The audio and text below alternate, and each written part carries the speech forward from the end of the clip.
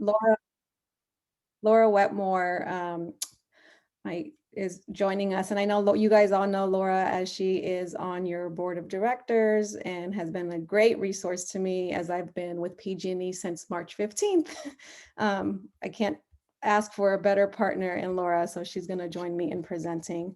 I am going to share my screen if I can to bring up the presentation. Let's see. Ooh, where is it? Sorry. You should be able to, Sarah. But okay. No.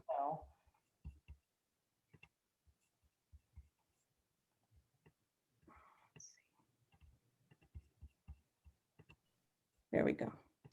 Got it. All right. Can you all see that? Wonderful. Okay.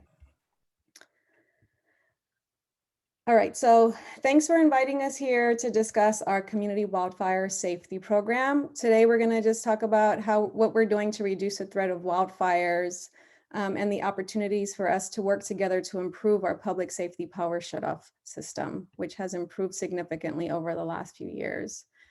On this slide, you can see one of the tools that we use when assessing wildfire risk in the community. This is the fire threat map of California.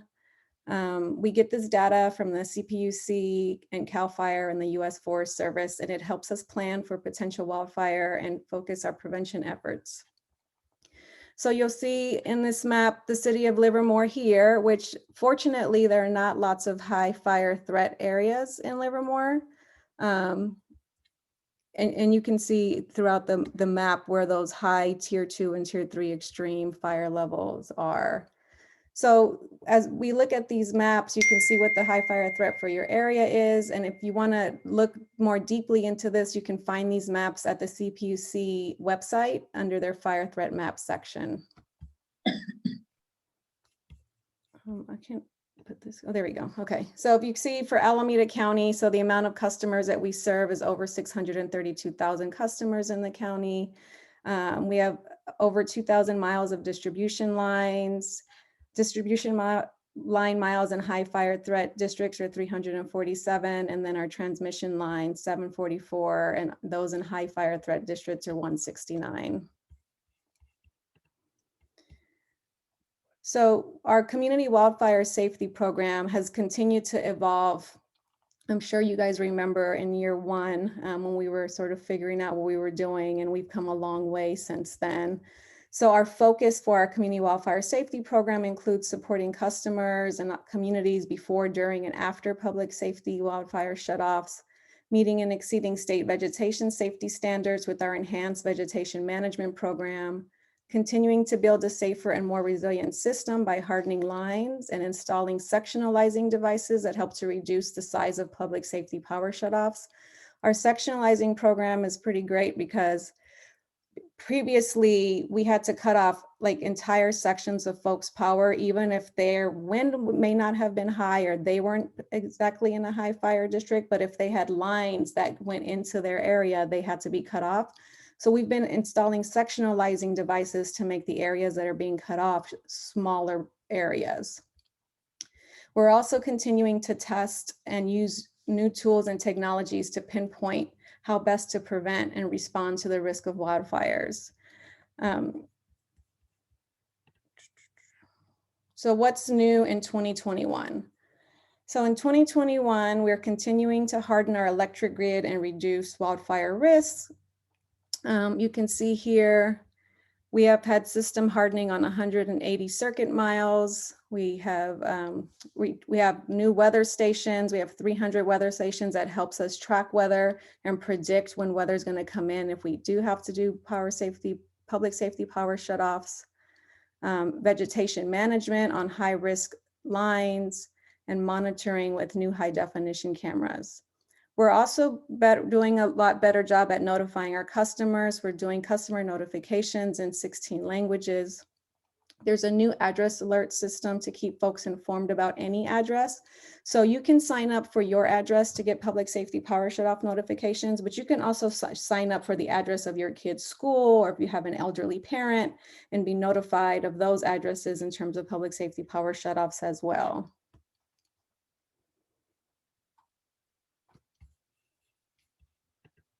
So just an overview of the county, which we touched on earlier. What's on this slide that wasn't on the other slide is our community resource center. So if power does have to come off, we're opening community resource centers to provide basic power needs and up-to-date information throughout the county. So what is a public safety power shutoff? So essentially, high winds and dangerous conditions can cause branches and debris to contact energized power lines. This has led to fires in the past. So this is why it's important that we monitor weather so that we can anticipate these. If it looks like there's going to be potential for fires, then we will notify customers. And there's another slide where we talk about customer notifications. Once the severe weather has passed, then we have to inspect the system. So sometimes folks get a little frustrated because the weather has passed and power is still out for a while, but we have to go out and physically inspect to make sure that all of our lines are clear and they're not in danger anymore. So same as the previous slide, what can lead to a PSPS event? So low humidity levels, forecasted high winds, a red flag warning, condition of dry material. This is why vegetation management is really, really important in us maintaining our lines. And then just having real-time observations with those high-def cameras that we have throughout the system. I'm going to pass it to Laura now, who will cover the customer notifications. Thanks, Sarah. So good morning, everyone. It's good to see you. I think, as Sarah mentioned earlier and showed the map, Livermore as a whole is fairly low impact and low likelihood of a public safety power shutoff event. But I would say what we've seen in some of the past years, going out towards Los Vaqueros or even,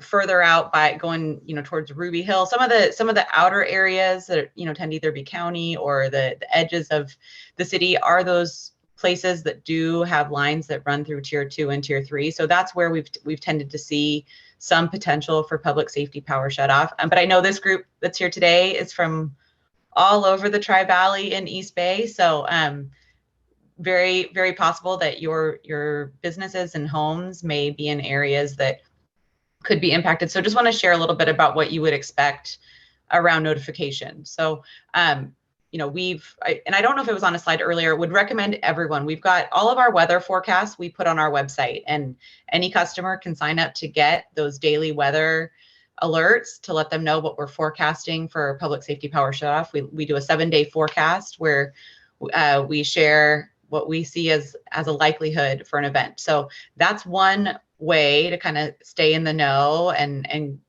have a sense of what might be forecasted. But if we are ever forecasting weather that looks like it could lead to a public safety power shutoff, any customer who would be potentially impacted would expect to get notifications. And we do our notifications through text message, email, and phone call.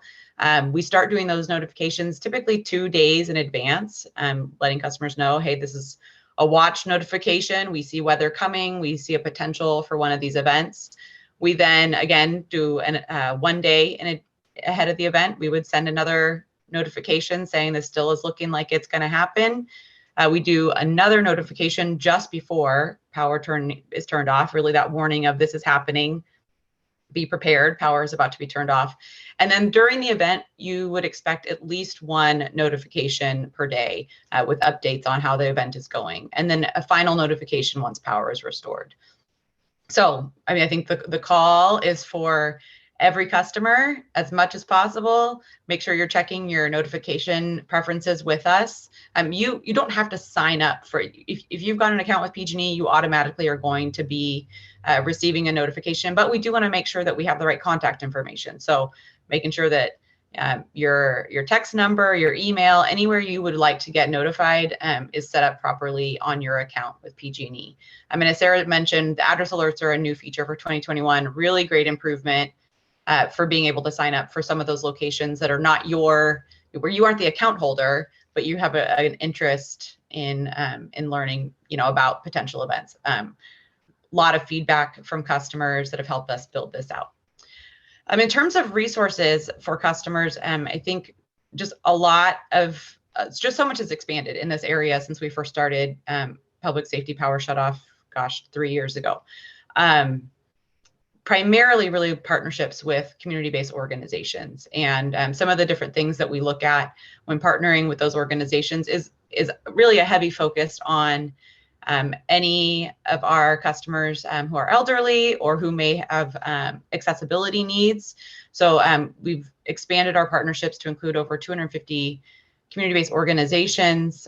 We're working with food banks across our territory, and in our area, Alameda County Food Bank, sponsoring food replacement.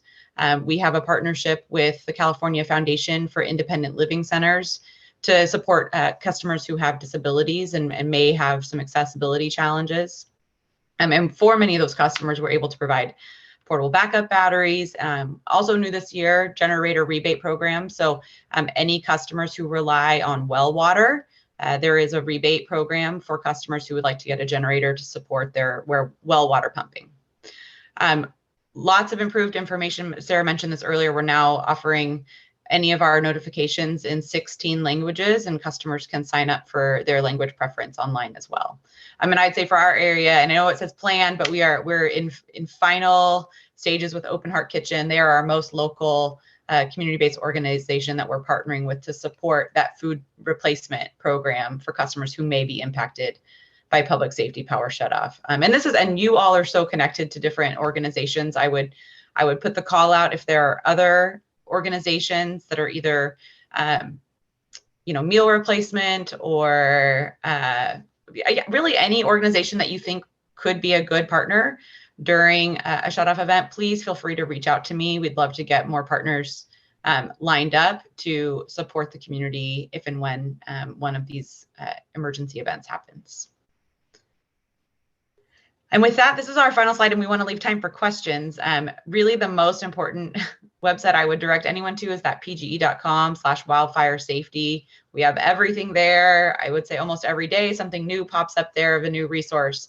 But that's where you can find all of the information about how to update your contact information, what leads to a public safety power shutoff, all of our weather information.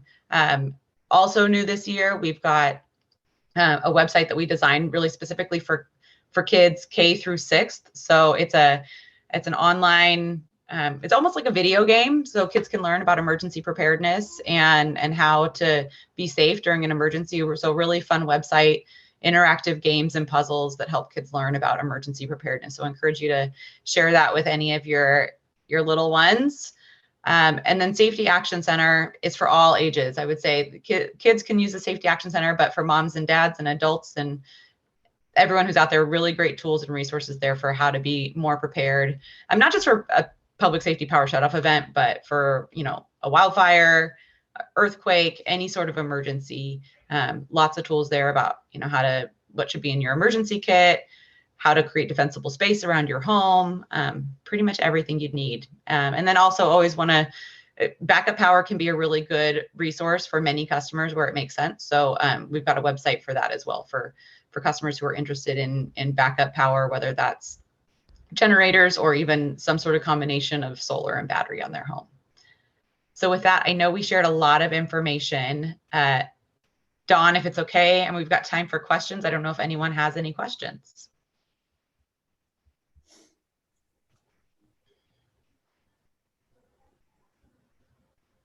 I see Michael has a question.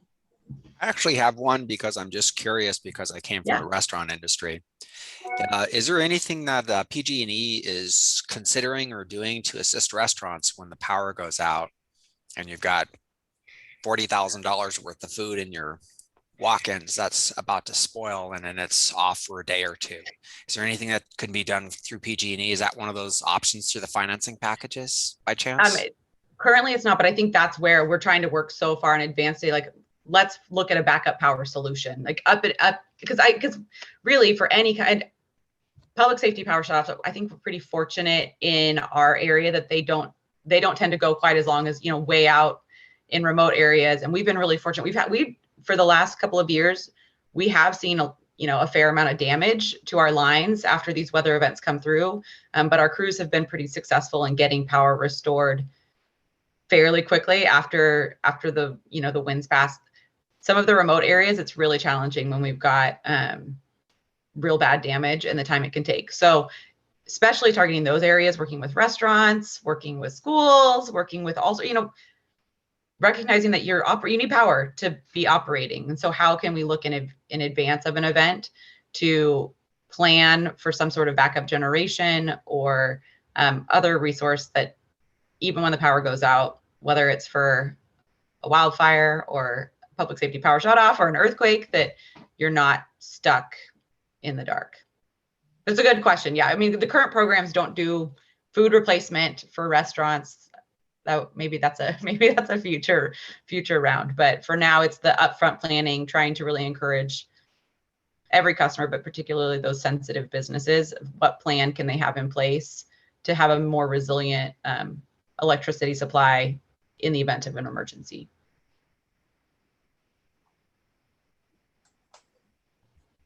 And Laura, so everyone should go to pgne.com and register their cell phone so they can get the alerts on their phone.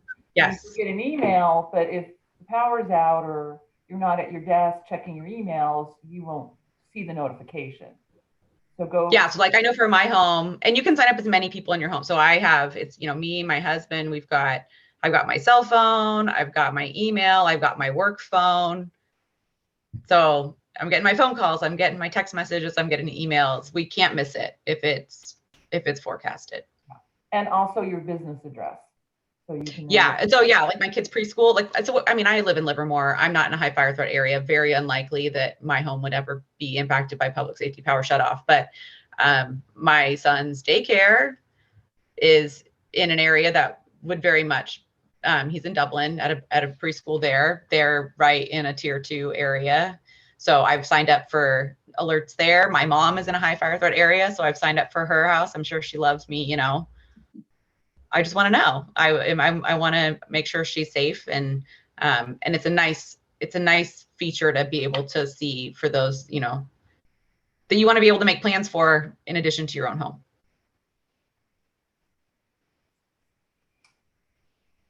Any other questions for Laura and Sarah? For those of you who haven't met, Sarah is new to the PG&E team, and she is part of the team that covers the East Bay area. So she's a new rep for us. So when you get a chance.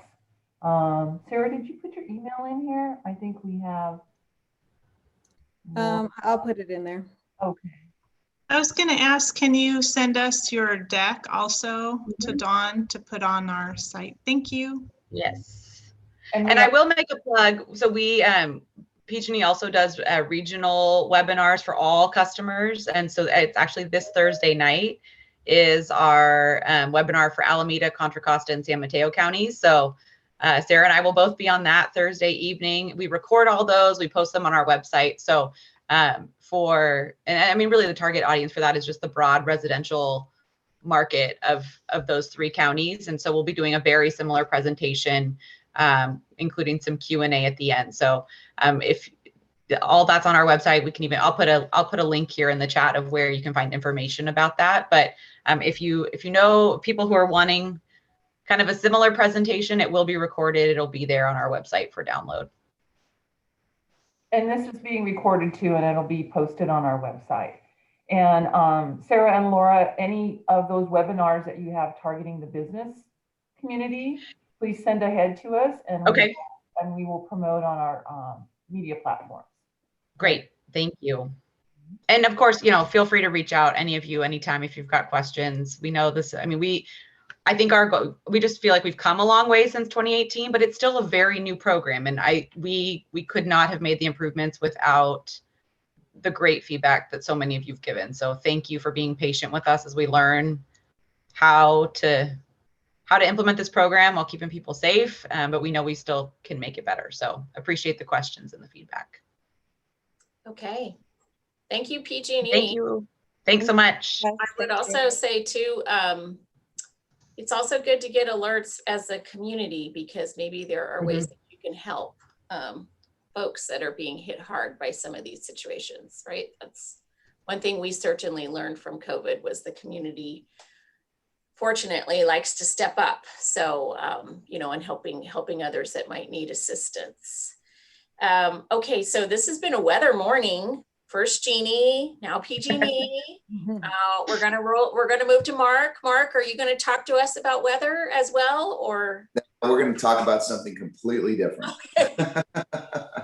Okay.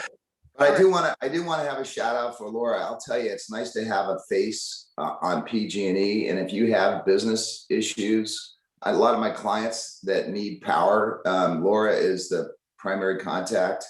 Even personal stuff that that I'm involved with, whether it's an organization or you know, something personal, Laura is great. She's the go-to. So if you don't know where to go, the website's great. But if you don't know where to go beyond that, Laura was very, very helpful. I did not pay Mark to say these nice things. Thank you. Okay, well, I'm ready. I know that Dawn's going to help me flip the slides today because I've got some as well. But thank you everybody for letting me present to you today about commercial real estate. I'm going to talk about commercial real estate here in the Tri-Valley, but I'm going to focus on Livermore specifically.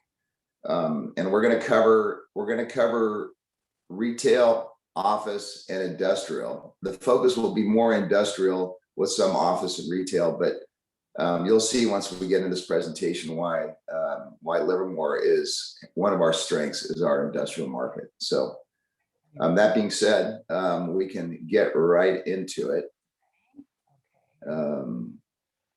Can y'all see that?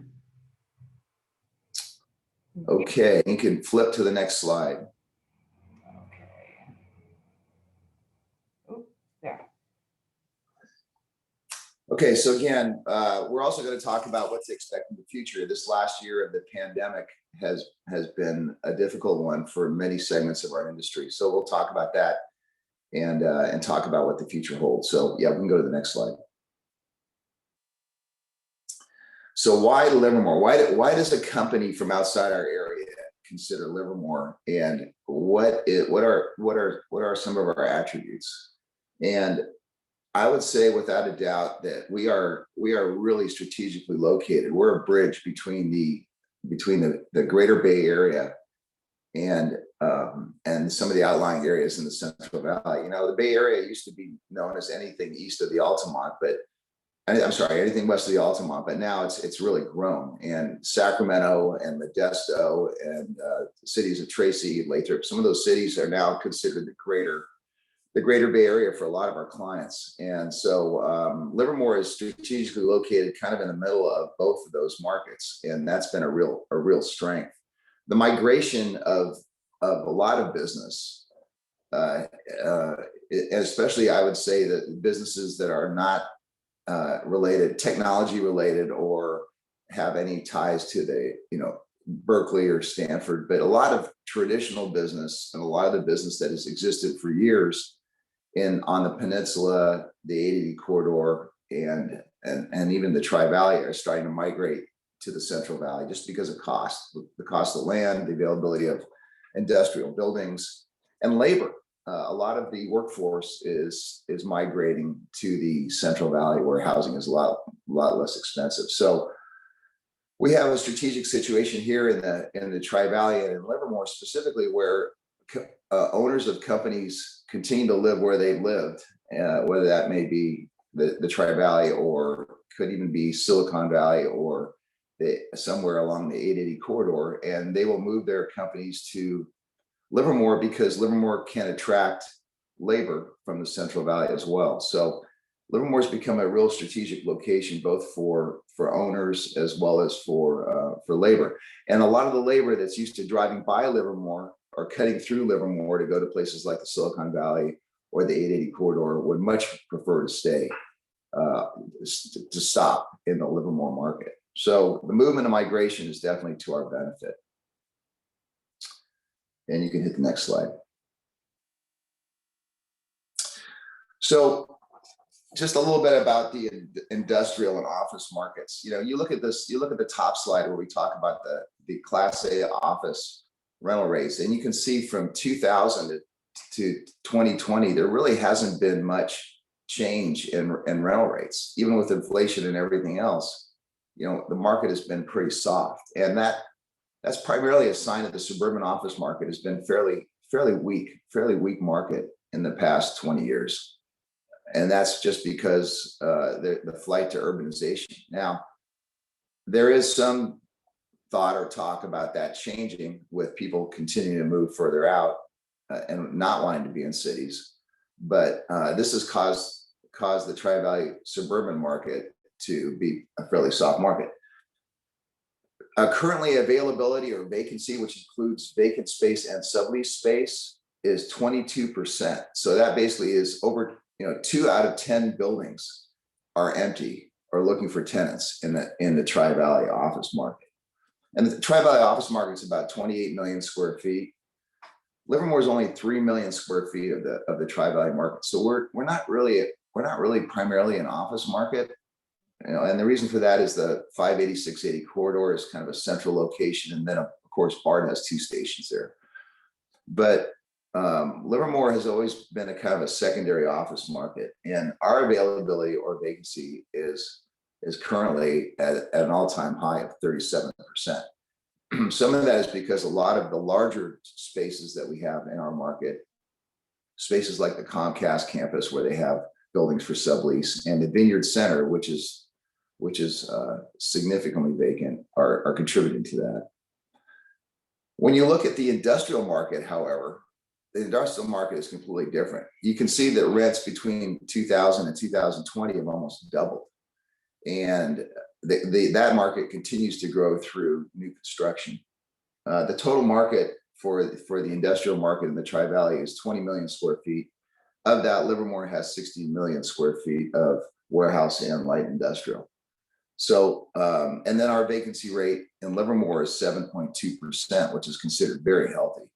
And the total market vacancy is 7.5%. So you can really see a difference between the two markets. And we'll talk a little bit about why that's the case in a little bit.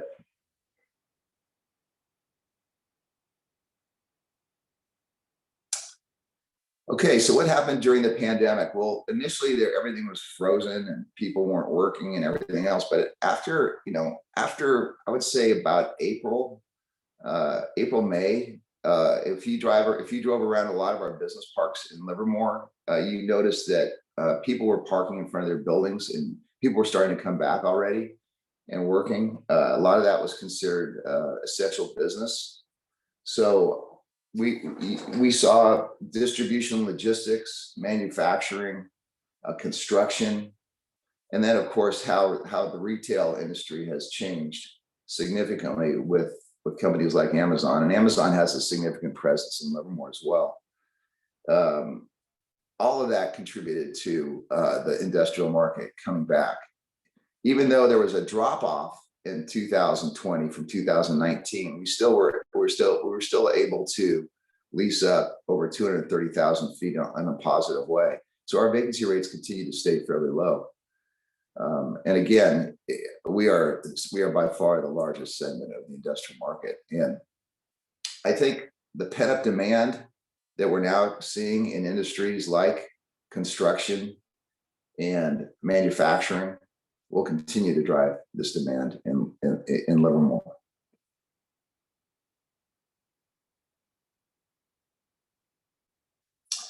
So, this slide is just, there's lots of positives for the Tri-Valley region and why people are continuing to look to our region to come here.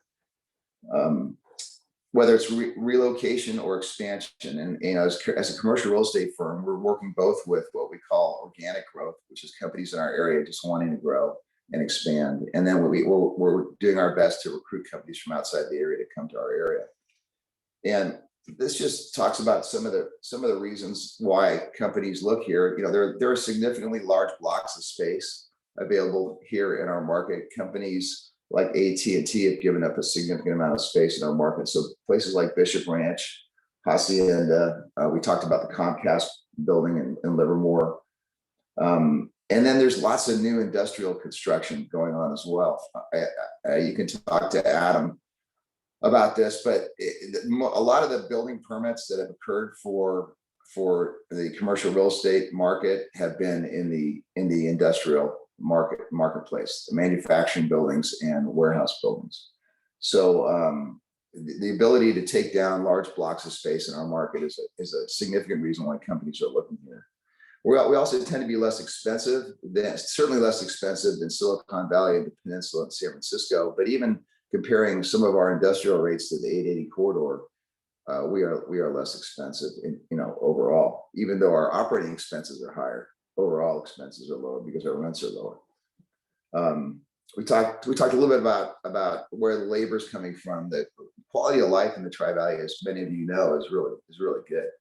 So a lot of owners have migrated from Silicon Valley and Peninsula and some of the other areas, and have come to places like Livermore or Ruby Hill or Alamo or whatever. And so Livermore has become and the Tri-Valley has become a destination for a lot of these folks who want to have their businesses close to where they live, which is oftentimes the reasons why decision makers make decisions to come here, because if they live here, they want to have their business here as well.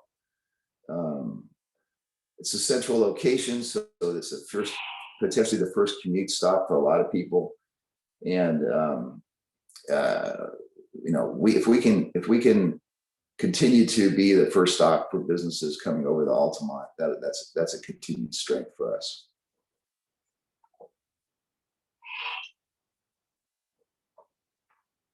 So this slide just talks about some of the large tenants in our market, and this again is highlighting primarily industrial firms, but Amazon leased a property about 3 years ago in between Vasco Road and Greenville Road, and they have a large presence in our market. They're basically doing what's known as last mile to this area as well as areas around us. And then there's a number of other companies that have presence here. We have Construction Supply is one of the big contributors to the industrial market. Companies like Arizona Tile, Peninsula Building Materials, Fine Light Lighting, and HD Supply are just a number of them. But we also have uses like Form Factor, which is a technology user along the 580 corridor. Iron Mountain has a large presence in our market for document storage. And then Kaiser Permanente, I don't know if you know this, but Kaiser Permanente has a large pharmaceutical and drug distribution business in Livermore. And they're also located between Vasco and Greenville Road. So we have some very large, well-known users that are headquartered here or have a significant presence in our market.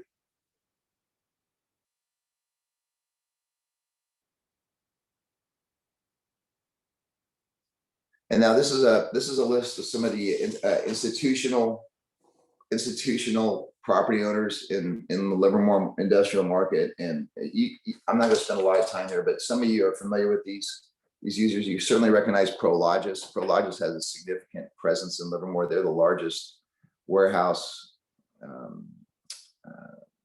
industrial REIT in the world, and they're here in Livermore. We have Principal Financial in our market, Exeter, Link Industrial, just a lot of what I would call institutional property owners that have purchased buildings in our market and have a presence in our market. And that's certainly a healthy sign that if you have large industrial publicly traded companies that have a presence here, that's good in terms of property value and maintaining a good industrial presence in our market. It's an attractor to tenants.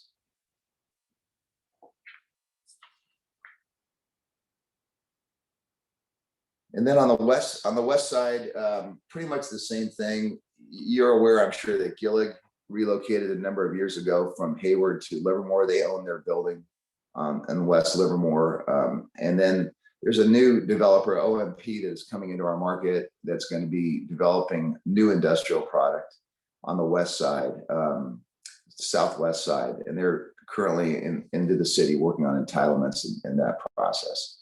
And they're going to be a significant property owner in the area as well. And again, they're a large institutional player from Southern California.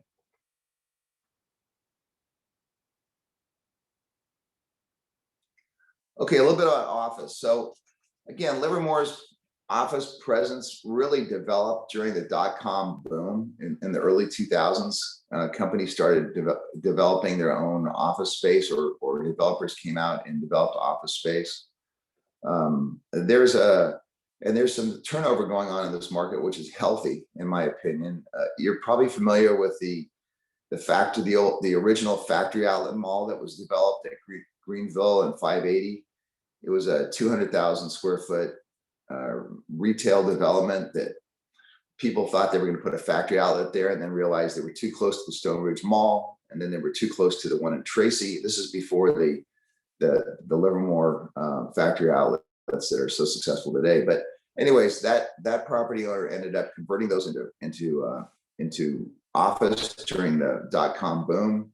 That passed, and there's been a large vacancy in that segment of the market. That property was recently purchased by a company on the peninsula, the Chavez Management Group. So we're hoping that'll be a breath of fresh air and new development opportunity with a new owner coming in and really sprucing up the place and making it better. But again, the main message here is that, you know, we are not a significant office market. Will we be someday? Maybe. I mean, if Valley Link does come, and we hope it does, it'll be a nice connector to BART, and that would certainly help propel our office market here. But there is a significant vacancy in the 580-680 corridor already, with a lot of pretty prominent developers and owners. And until that vacancy rate gets down closer to where the industrial rates are, I don't think we're going to see a lot of new office development in the Livermore market. And then the question then becomes, you know, with the sublease space that's currently available, with companies just starting to come back and occupy their offices, you know, what are the chances that office space is going to continue to be, we're going to see positive absorption of office space? And in my opinion, we won't see it till probably 2023. So we got a situation where I think we're going to, for the next couple of years, we're going to see vacancy creep up, and rents will be under pressure.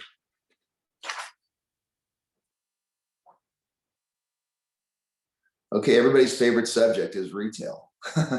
So, and I'm not going to spend a lot of time here because a lot of you may know more about this market than I do. But I think I just want to highlight a couple developments that I think are exciting, and I think you're going to see some new tenants coming into our market, which is always positive. So the first one is the Republic Square, which is the new development next to the San Francisco Premium Outlets. It's to the east of that. 5 restaurant buildings. There's some additional retail buildings, some standalone retail, and a couple of hotels. So that's all new and coming out. And there'll also be an auto dealership, is my understanding, at that location. Additionally, in downtown Livermore, the Legacy project, which unfortunately is on hold, but it'll get back on track here in the near future, has 15,000 feet of retail on the bottom floor facing First Street. So that'll be a new opportunity for new retail tenants coming into our market, and I think that's a real exciting opportunity to see who those tenants will be and how they'll contribute to the downtown. So, you know, retail is a complex subject because of what's occurred with COVID. All I can say is that I think what you saw with people shopping more online just kind of sped up that whole process. The mom and pops, unless they offer something significantly unique or different, will continue to struggle, in my opinion, unless they have a good online presence. That's very important in today's market. And having a physical presence isn't a bad thing. It's actually can be a positive thing. It just depends on what your offering is. And I think, you know, the lifestyle retail uses like fitness and restaurants and entertainment, I think those lifestyle retail uses will continue to do well in any market. Even though COVID really put a dent on some of them, and a lot of them are not currently operating or struggling, but I think that will come back. It certainly seems like it's come back strong, and now it's just a matter of finding the employees that'll work there. So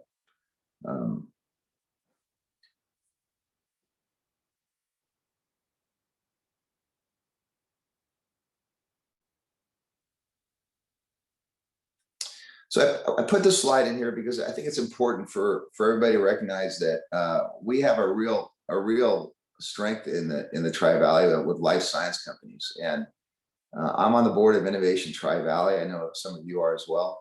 And Innovation Tri-Valley is targeting this market because we feel that we have some existing strengths like 10X, genomics, and Kaiser Permanente having a significant presence here, Stanford Valley Care. There's just a number of really strong companies that are present here, and a lot of startup companies in this market. And they're primarily, they're not pharmaceutical, so to speak. They're really more medical instrument and software, Viva systems. But I think we have some, because of the lab, some of these companies have spun off from the lab, like Biorad and Sandstone. And the fact that companies have started here and grown here and done well is a significant story to talk about and tell. So the Innovation Tri-Valley has developed a new brochure. You'll see it here in the near future, targeting life science companies. And it certainly is a positive, growth-oriented company. And you could have a company that maybe decides to put its headquarters in some place like Pleasanton, but decides to have its manufacturing operation in Livermore. So we can offer both segments of the real estate market, can serve their needs.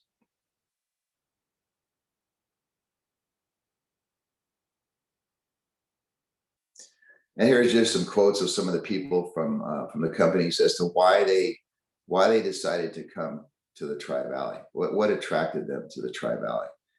And you can see it has to do with the lack of the commute, the fact that, believe it or not, compared to other markets where life science is, like Silicon Valley and the Peninsula and San Francisco, we are considered affordable. People can live here. And we just have, we have partnerships with folks with the lab that exist. So those are all really positive reasons why life science companies would consider coming here.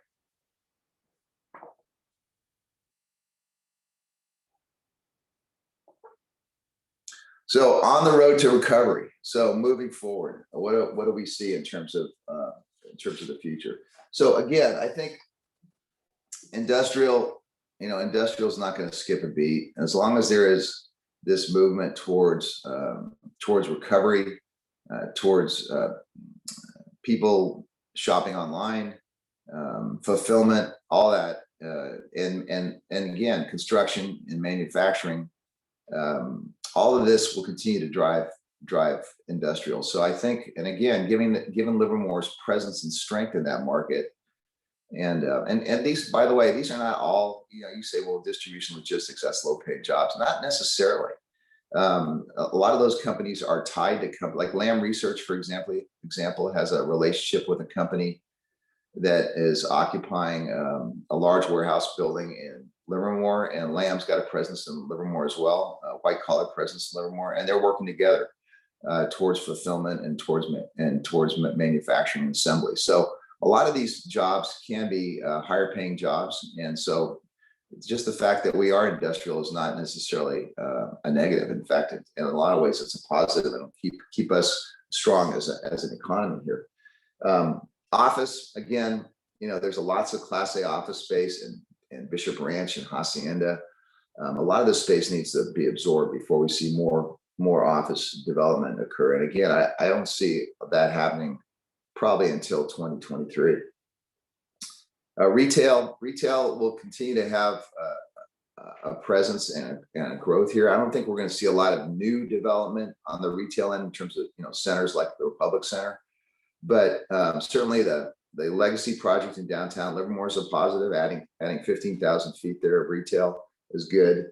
And again, the lifestyle type uses will continue to do well in our marketplace. So that's it. That's my presentation. I'm certainly open to any questions or comments that anybody has, regardless of what topic.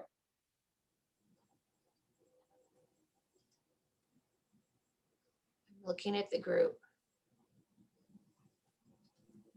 I just have a quick question, Mark. Okay.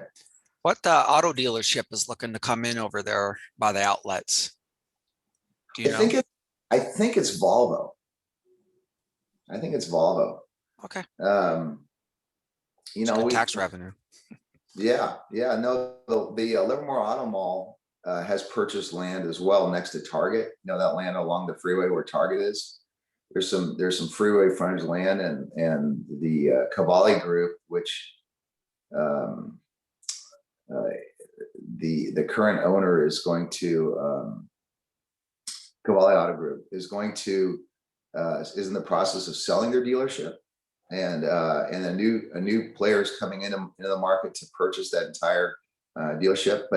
And it's not going to affect at all the current dealerships there. But what it will do is the land that's there along the freeway, I think, will continue to be developed and expanded for their dealership. So yeah, having auto dealerships is a real plus for tax revenue, for sure. Sales tax revenue. Thank you, Michael, for the question. Anybody else? I'm looking. I'm curious to know what do people see? I mean, if you're occupying an office space, what do you see? Are your employees coming back wholesale? Are you opening up the offices and asking everybody to come back? Are you being flexible and suddenly you have more space than you thought you ever needed? What are people seeing out there?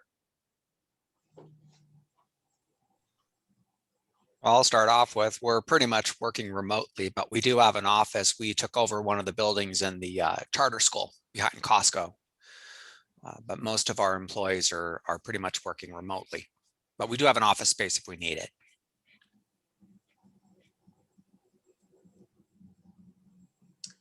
I see Bill Spearman has his hand raised. Yes, thank you, Mark. That was a great presentation. I'm a relatively newcomer to the Livermore area. I'm with Uncle Credit Union. I'm the guy in charge of lending over there, and I've been brought here to bring commercial lending to this credit union. So your presentation is very significant for me to get a good feel for it. I'd love to get a copy of that if I could. To give you some feedback on where we are this week formally going into a hybrid mode. We're not going to force anybody to come back, but we have adopted I guess,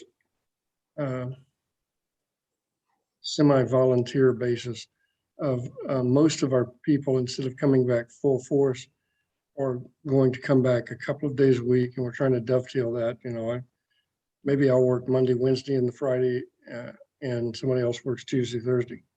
And some people, about 20% of our non-financial center workforce, who have to be there and in fact never left. They've been on the job all the way through. But about 20% are going to stay remote. Probably another 20% will be permanent full-time. Harold Roundtree and I are in the office every day, and the remainder are working hybrid. Mm-hmm.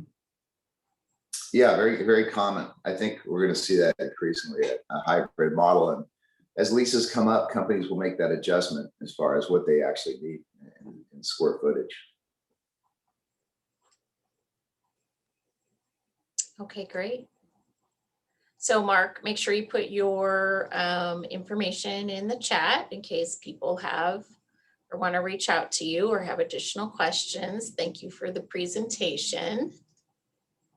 Okay, so we're going to shift back to all the other things that we normally take care of first. So thanks to PG&E, Sarah and Laura, and now Mark as well for our featured speakers today. Okay, so we're going to turn to the chamber team, and it is time to go ahead and do some chamber updates. Dawn and Martha. Martha, you want to start?